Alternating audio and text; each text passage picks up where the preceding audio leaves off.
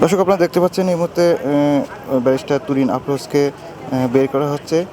প্রায় 1 ঘন্টার উপরে পুলিশ কিন্তু এই বাড়িটি, উত্তরার এই বাড়িটি ঘিরে রেখেছিল।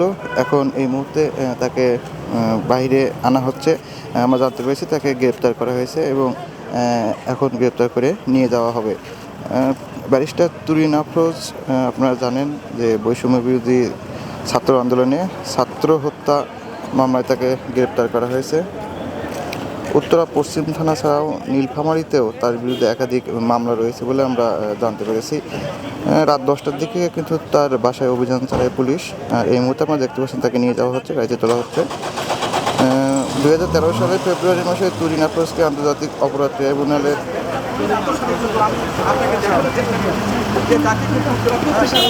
কেউ না উঠি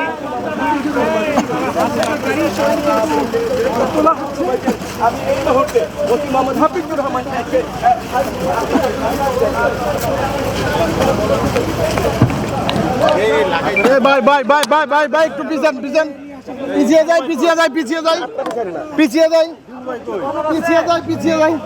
এই দিব ভাই ভাই ভাই ভাই ভাই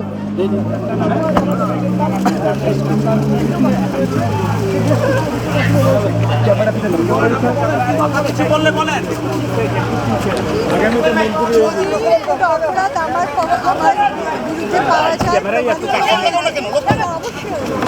উড়িয়ে দেন গ্লাস উড়িয়ে দেন।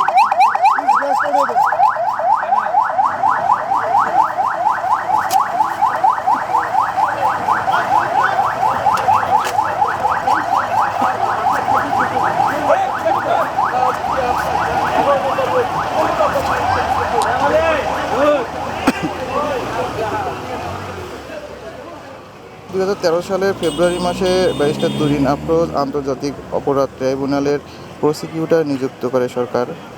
তিনি বাংলাদেশ জামায়াত ইসলামের রাজনীতিবিদ আলী আহসান মোহাম্মদ মুজাহিদ এবং গোলাম আজমের বিরুদ্ধে মামলা পরিচালনা করেন।